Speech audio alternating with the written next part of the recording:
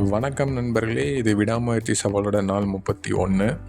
எப்பயும் போல் காலைல எழுந்திரிச்ச உடனே டைவர்ஸ் வேலையெல்லாம் தட்டிட்டு காலையிலக்கு ப்ரோட்டீனுக்கு முட்டையும் சுண்டலையும் கடலைப்பருப்பையும் வேக வச்சுட்டு எக்ஸசைஸ் பண்ண ஸ்டார்ட் பண்ணிட்டேன். எப்பயும் போல் நெகட்டிவ் புல்லப்ஸும் புஷ்அப்ஸும் இன்றைக்கி பண்ணிவிட்டு அதை பண்ணி முடிச்சுட்டு மத்தியானத்துக்கு தேவையான சாப்பாடை ரெடி பண்ணிட்டேன். அதுக்கப்புறம் தான் ஒரு முக்கியமான விஷயம், இன்றைக்கி வந்து புதுசாக ஒன்று ட்ரை பண்ணியிருக்கேன். புதுசாக கிடையாது, ஆல்ரெடி நிறைய பேர் யூடியூப்பில் போட்டாங்க, அதை நான் இப்போ ட்ரை பண்ணுறேன்.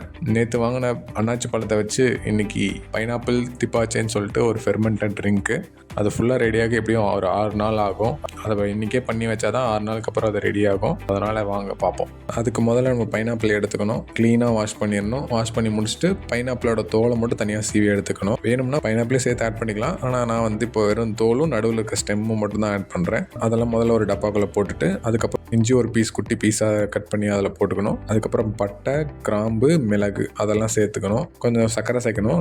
சில பேர் நாட்டு சர்க்கரை சேர்ப்பாங்க, சில பேர் வெள்ளை சர்க்கரை சேர்ப்பாங்க. நான் வந்து நாட்டு சர்க்கரை எடுத்திருக்கேன், அதை வந்து சேர்த்துக்கிட்டேன். இதோட அளவெல்லாம் பார்த்தீங்கன்னா எனக்கு சரியாக தெரியாது, நானே குத்து மதிப்பாக தான் உள்ள கலந்து அடிச்சு விட்ருக்கேன். ஸோ இதெல்லாம் மொத்தமாக போட்டுட்டு 1 லிட்டர் நான் தண்ணி ஊற்றிருக்கேன். இன்னும் கொஞ்சம் தண்ணி ஊற்றணும். ஸோ இப்போதைக்கு என்கிட்ட 1 லிட்டர் இருக்குன்னா அந்த 1 லிட்டர் ஃபுல்லாக ஊற்றிட்டு நல்லா சர்க்கரை நல்லா கரையிற அளவுக்கு கலக்கி விட்டு அதை வந்து ஓரமாக அதை நல்லா காற்று வர மாதிரி மூடி வச்சுட்டு ரூம் டெம்பரேச்சரில் ஒரு 3 நாளைக்கு அப்படியே விட்டுறணும். அப்போ தான் அது நல்லா ஃபெர்மெண்ட் ஆகும். அது ஃபெர்மெண்ட் ஆனதுக்கப்புறம் மறுபடியும் அதை தனியாக வடிகட்டணும். அதை வந்து 3 நாளுக்கு அப்புறம் பார்ப்போம். அதை முடிச்சுட்டு ஆஃபீஸ் கிளம்பிட்டு சாப்பிட்டு ஆஃபீஸுக்கு கிளம்பிட்டேன். ஸோ இன்றைக்கி வந்து ஜிம்முக்கு வந்து ரெஸ்ட்டே. ஸோ அதனால் ஆஃபீஸ் முடிச்சுட்டு ஸ்ட்ரெயிட்டாக வீட்டுக்கு வந்துட்டு சாப்பிட்டு தூங்கிட்டேன். நாளைக்கு பார்ப்போம். பை.